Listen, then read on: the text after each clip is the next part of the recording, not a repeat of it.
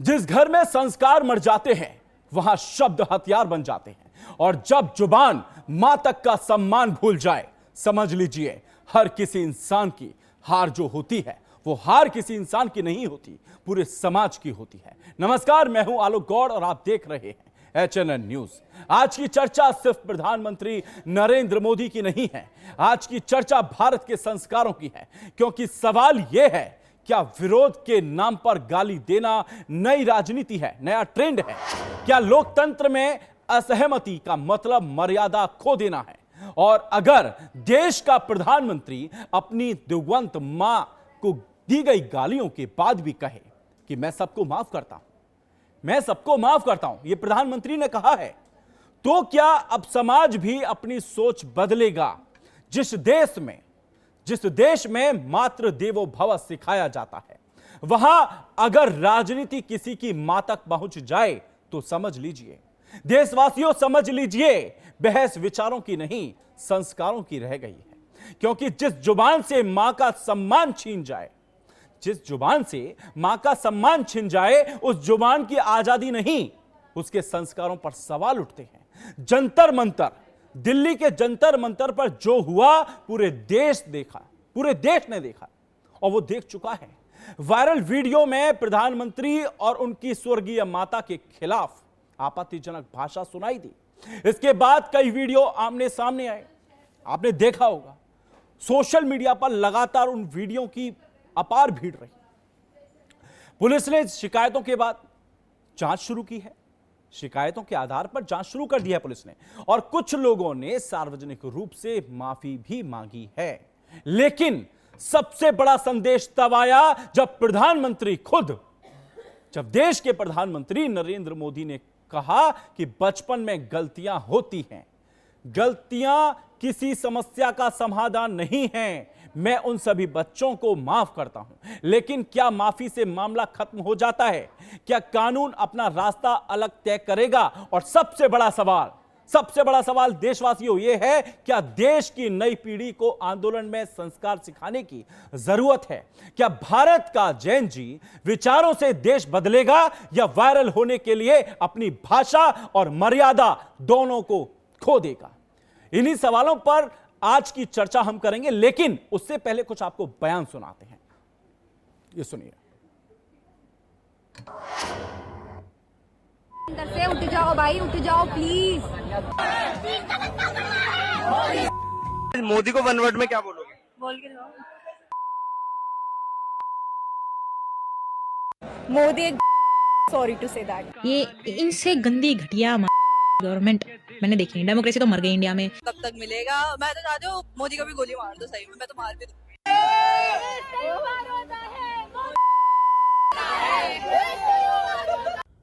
Hi friends, आज तो मन करता है बस आपसे ही बातें करूं। जंतर मंतर पर जो कुछ भी हुआ देश और दुनिया ने देखा है। कुछ शरारती बच्चों ने भद्दी भद्दी गालियां बोली, किसी भी सभ्य समाज को शोभा न दे ऐसे शब्दों का प्रयोग किया गया। मुझे तो गालियां दी गई, मेरी स्वर्गीय माता को भी गालियां दी गई। न जाने कितना भद्दा स्वरूप था। लेकिन मैं आज बात करना चाहता हूं कि बचपन में गलतियां होती हैं, और बचपन में गलतियों से सुधरने का अवसर भी होता है, और यही तो बचपना है। और इसलिए मैं समाज के अंदर जो आक्रोश है उसको भली भांति समझ सकता हूं। एक कल्चरल शॉक है कि हमारी बेटियां इस प्रकार की भाषा कैसे बोल सकती हैं। लेकिन समय है इन बच्चों को गले लगा करके राह दिखाने का। एक गुमराह बच्चे हैं, उनको राह दिखाना हमारा काम है।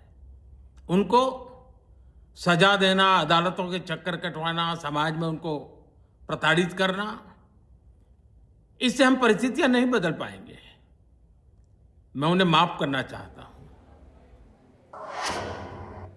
तो आपने देखा जिस तरीके से पीएम मोदी ने उन बच्चों को माफ कर दिया है। और इन्हीं सवालों पर होगी आज की सबसे बड़ी चर्चा, क्योंकि मुद्दा सिर्फ राजनीति का नहीं है, आने वाली पीढ़ी के संस्कारों का है। मेरे साथ खास मेहमान मौजूद हैं। संदीप चौधरी राजनीतिक विशेषज्ञ हैं मेरे साथ मौजूद, डॉक्टर आरती बंसल सामाजिक कार्यकर्ता हैं, राहुल प्रहरी सामाजिक कार्यकर्ता हैं। आप सभी का HNI न्यूज पर बहुत बहुत स्वागत है। सर, पहला सवाल करूंगा, आप ही से करूंगा। जिस तरीके से प्रधानमंत्री नरेंद्र मोदी ने सार्वजनिक रूप से माफी दे दी है, लेकिन क्या इससे कानूनी कार्रवाई रुक जानी चाहिए या कानून अपना काम करता रहना चाहिए? मैम जी, मैम आपकी आवाज नहीं आ रही है, आप अपना ये अनम्यूट कर लीजिए please.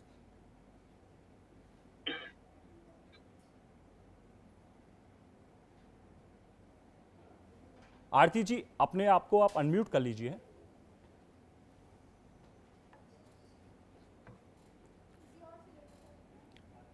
Hello hello ji ma'am, आवाज आ रही है जी, सुन बताइए। सकते हैं? जी जी बोलिए। नमस्कार, मैं सबसे पहले धन्यवाद देना चाहती हूँ कि आप मेरे विचारों को महत्व देते हैं जी और पहले भी आपने मौका दिया। तो सबसे महत्वपूर्ण बात यह है कि ये जो घटना है ये हम सभी का सिर शर्म से झुका देती है, जी। क्योंकि शब्दों के तीर जो घाव करते हैं वो बहुत लंबे समय तक भरना मुश्किल होता है, जबकि तलवार का जख्म जल्दी भर जाता है। तो अपने विवेक को जागृत करना, पढ़े लिखे होना, इसका अर्थ ये नहीं है कि आपका विवेक भी जागृत हो गया है।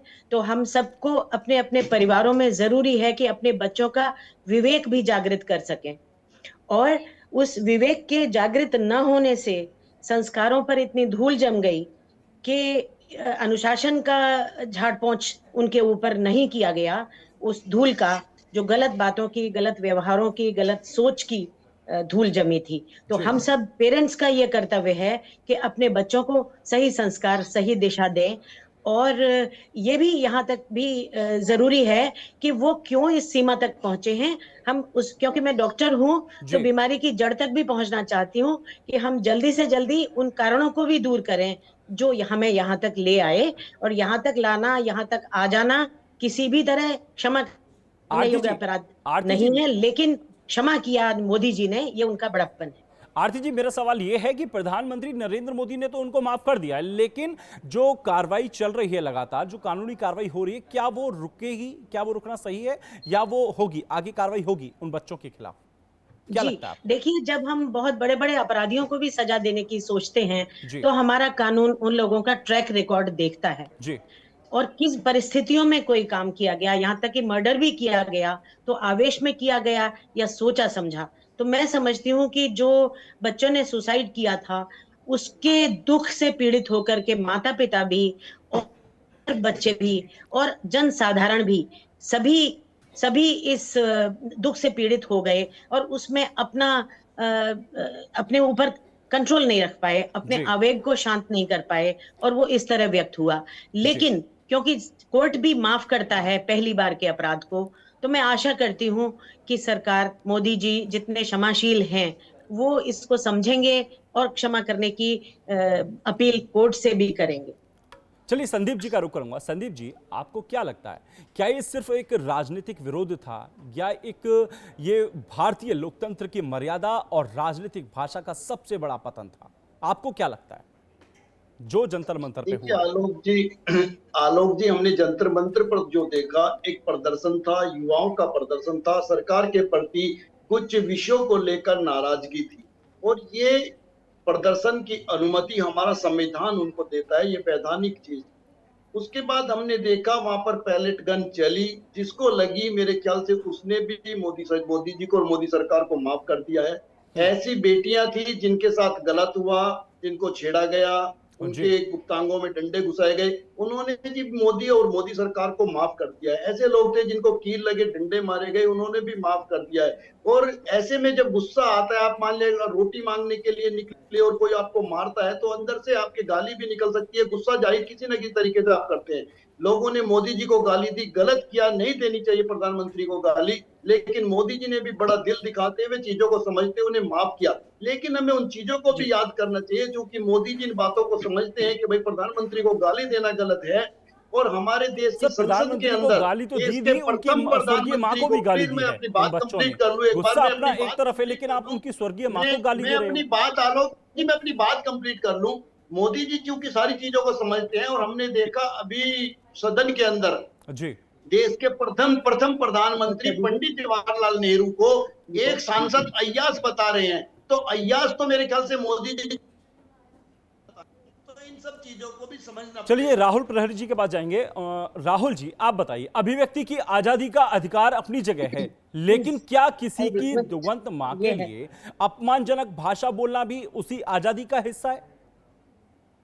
देखिए आलोक जी, इस तरीके की स्टेटमेंट नहीं होनी चाहिए, मैं आपको बताना चाहता हूं। संदीप और जी, मैं मैं वही बता रहा था आपको, जी, बीच में आप बोलिए, कॉल आ गया किसी का, कि जिस तरीके से पंडित जवाहरलाल नेहरू के लिए एक सांसद अय्याज बोलते हैं, इंदिरा गांधी का चरित्र हनन संसद के अंदर भी होता है, बाहर भी होता है, तो मोदी जी को एक ऐसी परिपाटी लानी जी जी के लिए भी इस तरीके के शब्दों का इस्तेमाल नहीं होगा, तो विपक्ष को भी एक मैसेज जाएगा, और मेरे ख्याल से छात्रों को भी एक मैसेज जाएगा कि भाई राजनीति में शुचिता भी एक जरूरी है, किस तरीके की भाषा का इस्तेमाल होना चाहिए, और एक बहुत बड़ा बदलाव हमारी शिक्षा में होना चाहिए। हमारे यहाँ शिक्षा व्यवस्था तो बहुत अच्छी है, लेकिन इसके साथ में जो एक संस्कारी शिक्षा होनी चाहिए, वो संस्कारों की कहीं ना कहीं हमारी शिक्षा व्यवस्था में कमी है। भाषा की बर्बादी कर रहे हैं, सीधा सीधा अगर कहा जाए तो ये जो छात्र हैं। चलिए राहुल जी के पास जाएंगे। राहुल जी, आप बताइए, मेरा सवाल था कि अभिव्यक्ति की आजादी का अधिकार अपनी जगह है, लेकिन क्या किसी की दिगंत मां के लिए अपमानजनक भाषा बोलना भी उसी आजादी का हिस्सा माना जा सकता है? राहुल जी, किसी भी विषय पे कारण, घटनाएं और परिणाम, हमें तीनों चीजों पर चिंतन करना होगा, तब हम किसी चीज पर जाकर निष्कर्ष निकाल सकते हैं। जब किसी देश में आंदोलन की आवश्यकता पड़ती है, तो ये मानना पड़ेगा कि वो सरकारें एसी वाले कक्ष में बैठकर संचालित हो रही हैं, ना कि जमीन पर क्या चल रहा है, समाज आपको किस तरीके से देख रहा है, आपकी योजनाएं जमीन तक जा रही हैं, नहीं जा रही हैं। आंदोलन की शुरुआत जो ही कारण बना, पेपर लीक, सीजीआई द्वारा जो लोग कार्यकर्ता हैं या समाज में पीड़ित हैं, आवाज उठाते हैं, उन्हें कॉकरोच कह देना। कारण यहां से निकलकर सामने आता है कि एक लंबे समय से आप सत्ता में हैं, और जो चेंजेज आप कहकर आए थे, उन चेंजेज में आप कोई काम नहीं कर पा रहे हैं। दूसरी बात, दोनों पक्ष केवल अपनी अपनी रोटियां इसमें सेक रहे हैं। विपक्ष ने भी चाहा था, मौन रह करके सहमति दी आंदोलन को, बाद में विपक्ष खुलकर सामने आया। देखा जाए तो छात्र नेता कहते हैं कि लाठीचार्ज हुआ, गलत है लाठीचार्ज होना, लेकिन छात्र नेता कभी भी जो एक अमर्यादित भाषा का उपयोग किया गया उसके ऊपर चर्चा नहीं करना चाहते हैं। तो कहीं ना कहीं से निकल कर आता है कि दोनों टीमें एक सिलेक्टिव एजेंडे को थोप कर देश को चलाना चाहती हैं। मैं पुनः कहूंगा, देश के बच्चे हैं, प्रधानमंत्री जी ने माफ किया, बड़ा हृदय दिखाया, एक अच्छी बात है, लेकिन पुनः ऐसी घटना दोनों में से किसी भी पक्ष के द्वारा ना हो। बातचीत करने में देरी, जंतर मंतर, इंडिया गेट जाम हो जाना, ऊपर से स्वतंत्रता दिवस का आना, कहीं ना कहीं संवाद की एक कमी रही। सरकार काफी देर से जागी संवाद करने के लिए। और रही बात अमर्यादित भाषा की, तो मैं कहता हूं आप संयम से, प्यार से अपनी बातों को रखते तो वो ज्यादा दूर तक जाती और ज्यादा समाज के लोग उन्हें सुन पाते। मैं कहूंगा, क्या सरकार अपने बच्चों पर लाठीचार्ज करेगी जो सत्ता में जिम्मेदार पक्ष बैठे हैं? साथ ही साथ मैं इन विद्यार्थियों से पूछना चाहूंगा, क्या ये अपने माता पिता के सामने इस प्रकार की भाषा का उपयोग कर पाएंगे? दोनों चीजें सोचनीय हैं, दोनों पक्षों की कार्रवाई निंदनीय है इतिहास में से। लेकिन यहाँ एक छोटी सी बात कहना चाहूंगा, सरकार को विद्यार्थियों के खिलाफ कार्रवाई नहीं करनी चाहिए, लेकिन एक नोटिस देकर अवश्य छोड़ देना चाहिए कि अगली बार अगर आप इस प्रकार किसी भी आंदोलन में जाते हैं, जाइए, आपका हक है, अपनी मांगे रखना आपका हक है। यदि दोबारा आप ऐसी अभद्र भाषा का प्रयोग करते हुए पाए गए तो आप आदतन मजबूर हैं, और बार बार आप विक्टिम कार्ड विद्यार्थी के नाम पर नहीं खेल सकते, ये सोचना पड़ेगा। राहुल जी, देखिए, आप सामाजिक कार्यकर्ता हैं, आपको नहीं लगता कि जो वायरल होने की होड़ में भाषा लगातार गिर रही है स्टूडेंट्स की और नई युवा पीढ़ी की, क्या हमारी नई पीढ़ी विरोध करना सीख रही है या सिर्फ गाली देना? आपको क्या लगता है? देखिए, कहना नहीं चाहिए, नेशनल मंच है, एक तो सूझबूझ की कमी है, दूसरा स्वाध्याय की कमी है, बड़े संक्षेप में लाखों करोड़ों व्यूज पा जाने हैं उसकी कमी है। ये व्यूज के बाद क्या ग्राउंड पे आप नहीं रहते? क्या आपको अगले दिन से फॉर्च्यूनर या मर्सिडीज मिल जाती है चलने के लिए? रहते तो आप वही हैं। आप बार बार प्रोफाइल खोल के देखते हैं, 2 करोड़ व्यूज हो गए, 4 करोड़ हो गए। आप खुद से अपना प्रचार करते हैं कि मैं ये हूँ, मुझे इतने लोग जानते हैं। आपका पड़ोसी तक आपको नहीं पहचानता है कि आप कंटेंट क्रिएटर हैं, जो वास्तविकता सच्चाई है। कहीं ना कहीं हम एक वहम में जी रहे होते हैं शॉर्टकट में हमें आगे जाना है। और व्यूज के लिए तो तमाम लोग, कभी संघ पर आरोप, कभी भाजपा पर आरोप, कभी कांग्रेस पर आरोप, वो 50 साल पुरानी बातें निकाल कर लाते हैं। मैं कहता हूं आजादी के 89 वर्ष बाद आज हम खड़े हैं, 79 वर्ष बाद आज हम खड़े हैं, क्या हम उन चीजों को टेक नहीं ले पाए कि हम रोजगार के लिए कोई एक अच्छा सिस्टम बना पाए, विद्यार्थियों के लिए एक अच्छा सिस्टम बना पाए, एक इंफ्रास्ट्रक्चर हम दे पाए। प्रधानमंत्री जी ने खुद कहा सोशल मीडिया का ये युग है, तो छात्र जो है ना, अपने फेवर की चीज मुझे भी मिलेगी तो मैं उसको जल्दी अपनाऊंगा। यही इस आंदोलन में हुआ। आंदोलन छात्रों को लेकर शुरू किया गया था। विपक्ष ने, अन्य राजनीतिक संगठन दलों ने, अन्य सामाजिक दलों ने वहां जाकर अपने बैनर लेकर के इसमें राजनीतिक रोटियां सेकनी शुरू कर दी और आंदोलन की दिशा भटक रही थी, इसमें कोई डाउट नहीं। तो उस समय मैं सरकार की तारीफ करूंगा कि सरकार डायलॉग करने के लिए छात्र नेताओं के बीच में आई। सरकार समझ गई थी कि ये आंदोलन अब हाईजैक की तरफ जा रहा है। देखिए, मैं बिल्कुल न्यूट्रल बात करता हूं हमेशा। मैं इस आंदोलन में 3 दिन गया भी था और मैंने आंखों से देखा। वहां कुछ विद्यार्थियों से जब मैंने बात की तो उन्होंने कहा, भैया हमारा मुद्दा तो नीट का है, ये जय भीम का नारा लगा देना, प्रभु श्री राम के बारे में कोई टिप्पणी कर देना या ब्राह्मणवाद से आजादी, ये हमारा विषय नहीं है। हम चाहते हैं, हम स्टूडेंट हैं, हमारा उद्देश्य इतना है कि शिक्षा व्यवस्था में सुधार हो। तो जब मैं वहां 3 दिन लगातार जाता था, 2-3 घंटे बैठता था, ऑब्जर्व करता था, तो मुझे यही देखने को मिलता था कि आंदोलन की दिशा अब बदल गई है, आंदोलन हाईजैक होने की कगार पर है और आंदोलन शायद कहीं और जा सकता है। इसलिए सरकार ने बड़ी अच्छी पहल दिखाई जी, मैं अंत में, लेकिन सरकार को एक काम शुरुआत में करना था। चलिए राहुल जी, मैं आपके पास फिर आता हूं, लेकिन आरती जी, क्या आपको लगता है कि अब जो आंदोलन हो रहे हैं लगातार, आंदोलन की आड़ में अब संस्कारों की भी हत्या होती दिखाई दे रही है? आरती जी। जी, मैं ये कहना चाहती हूँ कि हमें जब कोई इमरजेंसी आ जाए तब हम चेत जाते हैं। हमें पहले से सतर्क होना चाहिए कि सड़कों पे कैसी भाषा बोली जा रही है, स्कूलों में, कॉलेजेस में, स्कूलों कॉलेजों की कैंटीन में कैसी भाषा बोली जा रही है, हमारे ओटीटी प्लेटफॉर्म कितनी गालियों भरी भाषा दे रहे हैं बच्चों को। तो वो जो सुनेंगे समझेंगे वही कहेंगे। और एक बार मेरी एक पत्रकार से बात हुई थी तो उन्होंने कहा कि हम तो जो होता है वही दिखाते हैं, साहित्य समाज का दर्पण है। लेकिन मैंने कहा कि साहित्य और पत्रकारिता वो समाज की दिशा निर्देशक भी है, वो सिखाती भी है। हमारी पुरानी फिल्में मदर इंडिया, नया दौर, वो हमें सिखाती भी थी। तो हमें जरूरत है ऐसी पत्रकारिता की कि जो हमें सभ्यता सिखाए, ना कि जो कुछ हो रहा है बस उसे दिखाए, जिससे कि बच्चे सोचे कि यही नॉर्म है। आरती जी, प्रधानमंत्री ने चलो माफ कर दिया है, लेकिन क्या आपको लगता है समाज को भी ऐसे व्यवहार के खिलाफ एक मजबूत सामाजिक संदेश नहीं देना चाहिए? आपको नहीं लगता? बिल्कुल, बिल्कुल। और ये सब हम माँ बाप और सभी अभिभावकों की और स्कूल के टीचर्स की, प्रिंसिपल्स की और जो भी बच्चों को मार्गदर्शन दे रहे हैं उन सबकी जिम्मेदारी है कि उनको आईना दिखाएं कि ये बातें आपके बच्चे यदि आपसे करेंगे तो आपको नहीं अच्छी लगेंगी। कोई दूसरा आपका बड़ा भी आपसे गंदी भाषा बोलेगा, आपको नहीं अच्छा लगेगा। तो आईना देखना बहुत जरूरी है। चलिए संदीप जी का रुख करेंगे। संदीप जी, आप बताइए, संदीप चौधरी, क्या नेताओं की निजी जिंदगी और उनके परिवार को राजनीति में घसीटना अब एक नया ट्रेंड बन गया है या इसकी जिम्मेदारी किसकी है? आप बताइए, किसकी जिम्मेदारी है? देखिए आलोक जी, कई चीजें हैं जिन पे हमें पूर्व में ध्यान देना पड़ेगा। एक व्यक्ति आता है और वो बोलता है कि रम में बसे हैं राम, जिन में जानकी और ठर्रे में हनुमान। उस व्यक्ति को जेल होनी चाहिए थी और सारे राजनीतिक दलों को उसका बहिष्कार करना चाहिए था। वो व्यक्ति आज बीजेपी में है और बड़ा नेता है। तो जो हमारे भगवान को नहीं बख्शे उनके लिए हमने नहीं सोचा। फिर हमें ये देखना चाहिए था कि महात्मा गांधी का चरित्र हनन किस तरीके से किया। महात्मा गांधी को कहां खड़े करके लोग गोली मार देते हैं, कैसे उनका पुतला फूंक देते हैं, उनके लिए कैसे कैसे शब्दों का इस्तेमाल कार्रवाई भी तो होती है, उसके बाद कार्रवाई भी तो होती है, लोग जेल भी जाते हैं, उसके बाद कार्रवाई भी होती है, लोग जेल भी जाते हैं और आज भी बहुत लोग ऐसे जेल में बंद हैं। लेकर मोदी जी तक लेके आऊंगा मैं, वहां से लेके आजादी से लेके मोदी जी तक लेके आऊंगा। आप सुनिए एक बार ध्यान से। तो ये तो महात्मा गांधी की बात हो गई। पंडित नेहरू का चरित्र हनन किस तरीके से होता है? राजनीतिक लोग ही करते हैं, राजनीतिक फायदे के लिए करते हैं। इंदिरा गांधी का चरित्र हनन किस तरीके से होता है? राजनीतिक लोग ही करते हैं, अपने फायदे के लिए करते हैं। राहुल गांधी का चरित्र हनन किस तरीके से होता है? लोग ही करते हैं, अपने फायदे के लिए करते हैं। सोनिया गांधी को गर्लफ्रेंड और पता नहीं कोलगल तक कह दिया गया, जर्सी गाय तक कह दिया गया। मनमोहन सिंह जी जो देश के प्रधानमंत्री हुए मोदी जी से ठीक पहले थे, उनको कह दिया मोहन सिंह, कह दिया उन्हें कि मोहन रहने वाले और रेड कोट पहन के नाते हैं। तो आप ये देखिए, यही राजनीतिक लोग हैं। और एक व्यक्ति ने तो कल यहाँ तक कह दिया संसद के अंदर, बीजेपी के सांसद ने, कि पंडित नेहरू अय्याश थे।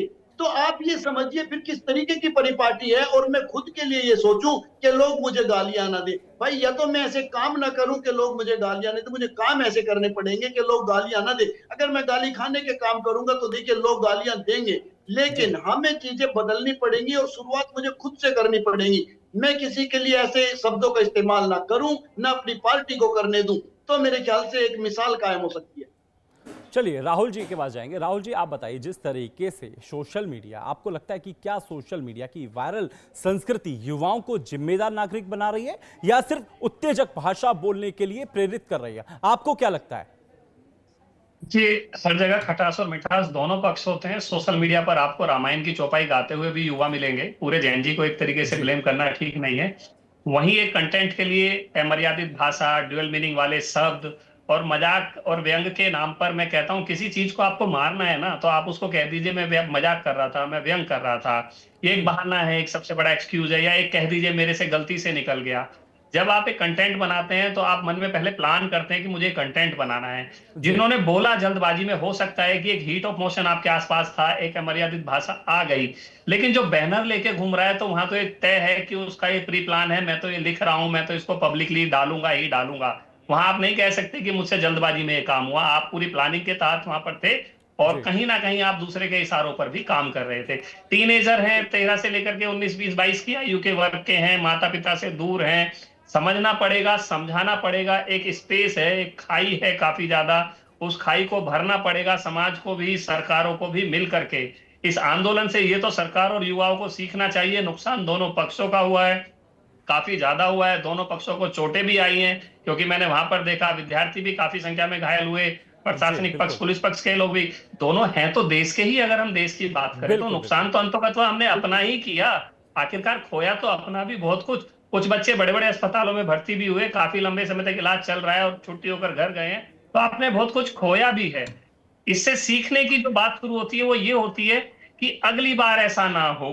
यदि पेपर लीक होता है तो सरकार तुरंत कार्रवाई करे, दोषियों को जेल भेजे।